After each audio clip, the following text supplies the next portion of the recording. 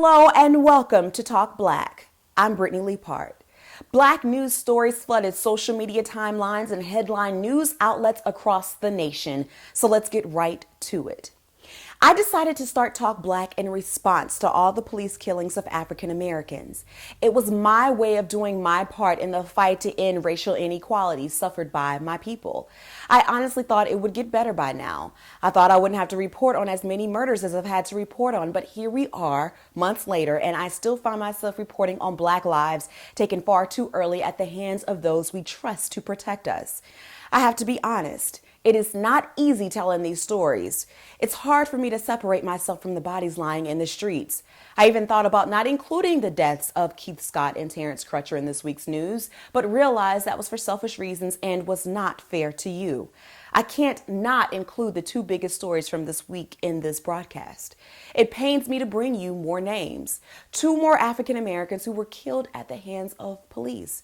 But I must bring them so you know this is a very real problem that needs a very real solution. A solution that maybe you can provide. Last Tuesday, September 20th, 43-year-old Keith Lamont Scott of Charlotte, North Carolina, was shot and killed by police while he waited in his car on his child to come home from school. Police officers initially arrived at Scott's apartment complex to search for an unrelated man with an outstanding warrant, but were alerted to Scott when they allegedly saw him holding a gun and marijuana joint. They completely aborted the very mission that sent them to the apartment complex and put their attention on Scott. Officers yelled for Scott to exit his white SUV, at which time he did comply and exited his vehicle. He is seen on dash cam and police body cam footage walking backwards with his hands down when officers fired at him 4 times. Officer Brittany Leaphart was reported as the officer responsible for firing the shots. Vincent is Black. Scott's wife was present on the scene and took her own cell phone footage, which shows her pleading with officers not to shoot her husband of 20 years and the father of 7 children. In the footage, police are heard saying, "Drop the gun," while his wife says he doesn't have a gun. She also lets them know he has a traumatic brain injury. While Scott's family says he did not have a gun on him, authorities are still investigating the sequence of events that led to his death. Scott's murder led to multiple protests and riots in Charlotte, which caused damages to multiple businesses and a mandatory curfew from 12 midnight to 6 a.m. 40-year-old Terrence Crutcher was murdered by police on September 16th in Tulsa, Oklahoma. Crutcher's vehicle was stalled in the middle of the road when officers arrived in response to reports of the stalled vehicle. Helicopter and dashcam footage show Crutcher slowly walking away from officers and towards his SUV with his arms raised in the air. He then approaches the driver's side door, where he drops to the ground after being shocked with a stun gun and fatally shot. It took 2 minutes for police to administer first aid. Crutcher was unarmed, was in compliance with police directives, and did not have any weapons in his vehicle. Officer Betty Shelby was charged with first-degree manslaughter in Crutcher's death, but officers getting charged is not new. It's them being convicted and serving jail time consistent with that of most convictions that deserves to be celebrated. So we shall wait and see the outcomes of the court appearances of officers Vincent and Shelby. In response to the senseless police violence, actor Isaiah Washington called for a nationwide boycott of businesses scheduled to take place today. In a plea through social media, Washington urges every single African American who is, quote, really fed up with being angry, sad, and disgusted to stay at home from every single job, work site, sports arena, and government office in the United States. He goes on to say that he's sure that within 72 hours from Wall Street to the NFL, Black lives would matter. How effective was Washington's plea for the boycott? Had you heard it before this broadcast, or was this your first time hearing about it? I think such a boycott would be very effective, but it will take massive numbers of African Americans to actually follow through to see any real change. The idea is great, but the follow through and implementation is needed by a person or group that can lead us in the direction of change. This generation needs a Martin or Malcolm, and I'm sure that person already knows who they are, but now is their chance to stand up and lead. In this current racial climate, simply being Black makes you a suspect. However, one woman has found a solution that might save a lot of lives. Take a look. You know what? The Lord woke me up and sent me this sign. So I went on ahead to Home Depot and got this thing, because white lives matter. Please share this live because I want everybody, all you niggas, I want y'all to know what you got to do now. Go white. Ronald McDonald on their ass. You won't get shot. Shit, like I said, the police ain't gonna kill me. Well, that's one way to stay safe. Can you imagine a world where it's perfectly okay to refuse or terminate employment based solely off the way an employee chooses to wear their hair? Well, no need to imagine because it's reality.